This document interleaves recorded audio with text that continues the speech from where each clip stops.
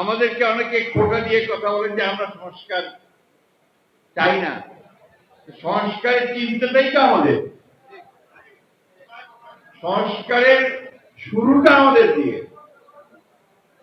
1975 সালের আগে শেখ মুজিবুর রহমান, যিনি ফ্যাসিজমের মূল হোতা, তিনি গণতন্ত্রকে কবর দিয়ে গিয়ে এক বাকশাল করে দিয়েছেন, তাই না?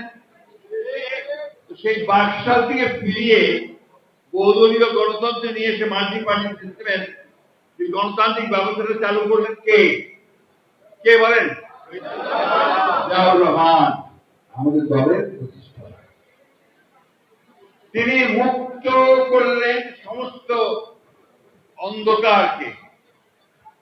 রাজনৈতিক ভাবে এই বহুদলীয় গণতন্ত্র, বাক স্বাধীনতা, সংবাদপত্রের স্বাধীনতা জিয়াউর রহমান শুরু করলেন নতুন সংস্কারের মধ্য দিয়ে।